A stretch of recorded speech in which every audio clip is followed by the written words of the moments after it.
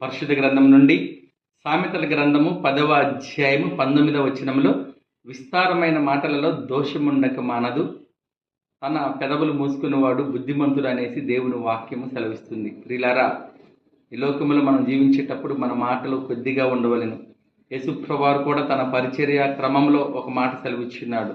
మీరు మాట్లాడే ప్రతి వ్యర్థమైన మాటలకు ఒక రోజున దేవునికి లెక్క అప్పగించాలి. కనుక మనము మన మాటలను జాగ్రత్తగా మాట్లాడేవారిగా ఉండాలి. యాకోబు రాసిన పత్రిక 1వ అధ్యాయంలో కూడా వినుటకు వేగిరపడువారుగాను మాటలాడుటకు నిదానించువారుగాను ఉండాలి. ప్రియులారా, కనుక మన మాటలు ఇతరులకు మేలుకరమైన మాటలు మాట్లాడాలి, క్షేమకరమైన మాటలు మాట్లాడాలి, ఆశీర్వాదకరమైన మాటలు మాట్లాడాలి, ఇతరులకి ఉపయోగకరమైన మాటలు మాట్లాడాలి. కనుక మనము కుటిలమైన మాటలు కానీ వ్యర్థమైన మాటలు కానీ మాట్లాడకుండా ప్రభువు ఇచ్చే ఆశీర్వాదములు పొందుకునే వారిగా ఉండాలని తెలియజేయచ్చు. దేవుడి వాక్యమును దీవించునుగాక. ఆమేన్.